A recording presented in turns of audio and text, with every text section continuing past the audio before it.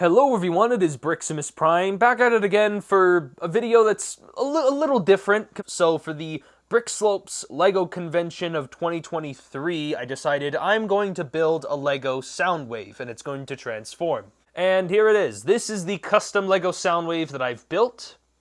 And yeah, so let's just get right on into it by starting with the packaging. There is no packaging. Here's a water bottle, I guess.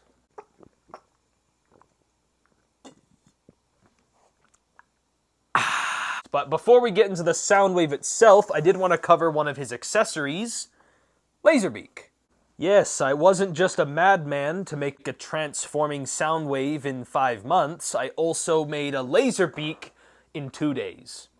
Pretty much, this is the cassette mode, and it's pretty simple, you know, just a nice square shape. Pretty much, I just wanted something that looked vaguely like a cassette and could still transform into what looked kind of like a bird while also being able to fit inside Soundwave's chest. I mean, pretty simple transformation. Pretty much you open up these bits, flip this, rotate it around, and then you've got the bird head, and that's pretty much it.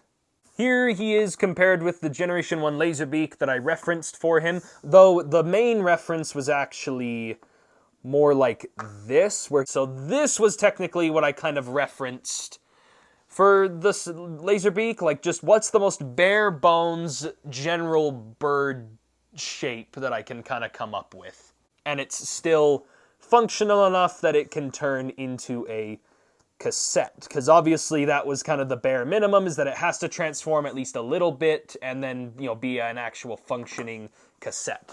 Like, yeah, this back end is a little bare bones, and there isn't any real anything back here, and he does have the wings at least. They can move and flap, I guess, and also his head's on a ball joint, so it can move around. But yeah, if I know that I didn't put the big thruster things on Laserbeak's back. I didn't do it because it would have required more engineering, more thought process, and my brain could not handle it. But the piece that convinced me that it was possible was this corner brick with the curve on it, because it perfectly would be able to slide right into here like so and help create that red brick square shape while also giving a little bit of interior right in here, which would allow for a nice curvy wing shape. This thing would not have been made if I couldn't have found those.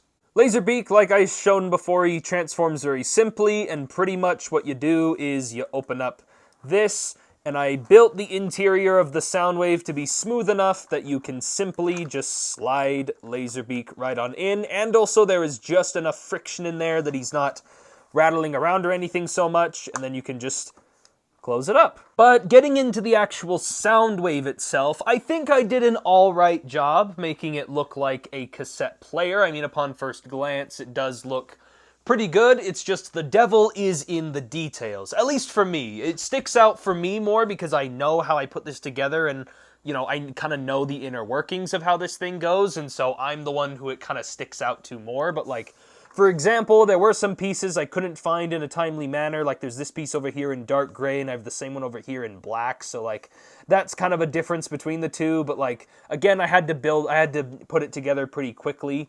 Same thing goes for some of these panels. This panel under here has a light gray one, this one's in dark blue, so like, again, there were some bits that I did have to kind of last minute, kind of quickly put together, because I couldn't find everything in the right colors that I wanted, but it still was something that I'm pretty happy with.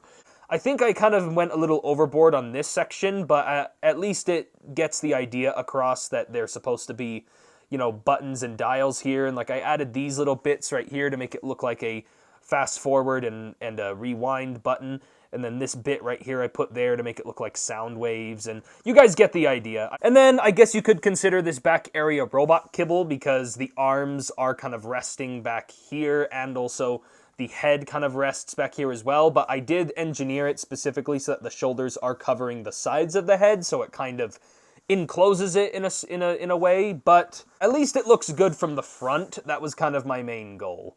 Bringing in the Generation 1 Soundwave, again, I used this figure as a direct reference as to what I was going to do for this guy. So the G1 Soundwave here, pretty much I knew that the opening door gimmick was going to have to work in some way. Couldn't have it spring-loaded, but at least it does work, it is functional. And again, in terms of the transformation, his arms are right here, his arms are also right here, his head rotates and folds backwards, his also rotates and folds backwards. Only obviously in terms of this one cleans up a little bit better. Plus, it wasn't until afterwards that I realized this guy also has tiny little gaps right here in the back, and this one's also got the gaps, so I guess I did kind of reference that in a way, but overall, that's pretty much the comparison between this and the cassette player. Just because we're going to be talking about it later, here it is with the Lego Optimus Prime set, just so you can kind of get a sense of scale here, or just the mass of this thing compared to this. Obviously, they're not meant to be in scale with one another, I mean...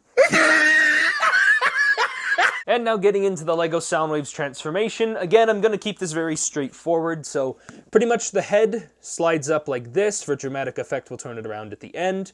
Then for the legs, you swing these panels outward and put them right there. Then just to make it more flush, you fold these bits like so. I probably could have just left those as one entire chunk, but I decided to segment them just a little bit more just to make it a little more dynamic.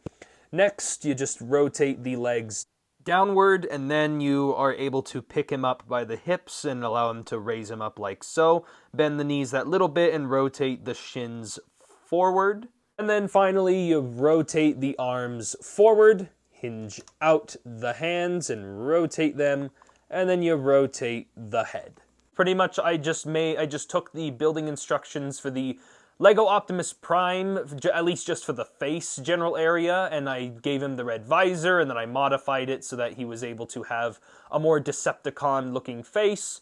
And also, I prefer this more angular-looking faceplate. I was originally going to get a copy of the same faceplate piece they used for the Optimus, but I prefer this more angular look that kind of gives him a more angry, more menacing design. I also used some Nexonite shields here on the side of the head to kind of create his side antenna profile on the side, where it's not as exaggerated as Optimus Prime, but it's, you know, at least just exaggerated enough that it gives this general Soundwave head look. And yeah, like I shown off before, he's got the window chest right there. And I just used an extra Decepticon sticker I had left over from some other Decepticon toys. Also, building this door was a bit of a challenge because there aren't any windows that are actually big enough to accommodate for one this big. So you can kind of tell I had to like segment it with multiple window pieces, and I had to panel it up to cover up those extra window bits, and I think the window turned out pretty well.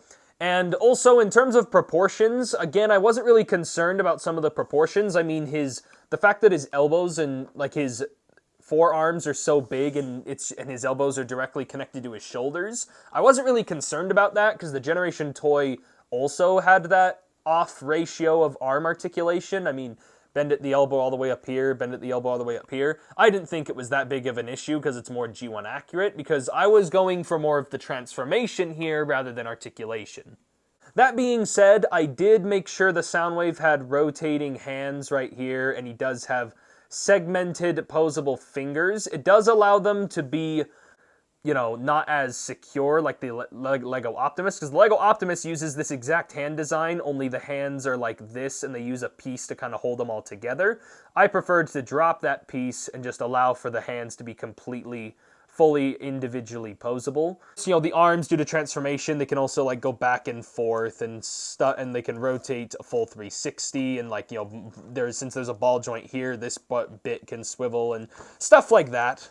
I tried to give him a waist swivel, but ended up messing with the integrity on the figure and made him not as, you know, secure, so I decided to get rid of it and make him more secure, which the G1 toy doesn't have one, so that's why I didn't bother with it. Even though the Generation toy doesn't have it, I did add in some hip skirts up here on the front and also on the back, which allows for his legs to kick forward about that far and allow for his legs to kick back that far. So it does allow for some leg posability, but honestly, I've rarely used them all that much, but it is there. And then, of course, due to transformation, his legs can kick outward that far. He does get a knee swivel right here on that ratchet. It also hinges a little bit from side to side to kind of simulate some pivoting, because the feet do not have ankle pivot or anything, though I probably should have engineered ankle pivot on these feet.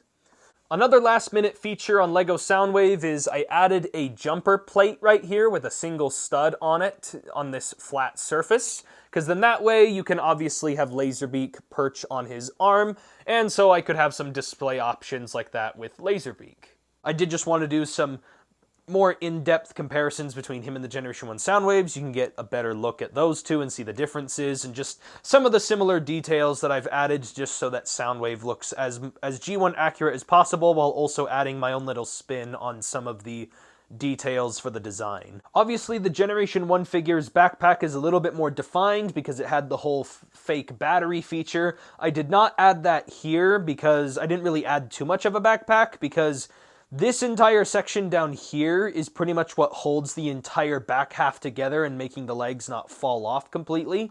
And the reason why the backpack doesn't go very high up to here is because this is where the hinge joint kind of functions and where the head rests in the other mode when you rotate the head around. So that's why I designed it the way it is. And even then, the head isn't completely flush back there because if I try to push it down all the way, it falls off. Give me your faith. And then here's Soundwave compared next to the LEGO Optimus Prime. I feel like I did a pretty good job in trying to make these guys look like they're from the same line. Plus, also, in terms of posability, the Optimus Prime here doesn't have posability in the knees, and, like, he's only really posable in the arms, really. Everything else is pretty static, except for the head, along with ankle pivot. So I think I did also a bang-up job here with the Soundwave, with him also not having any good knees, but he also has hip joints, and his arms are just as posable, and the head, so, like, I think in terms of posability and engineering, I think the Soundwave is also pretty on par with Soundwave as well.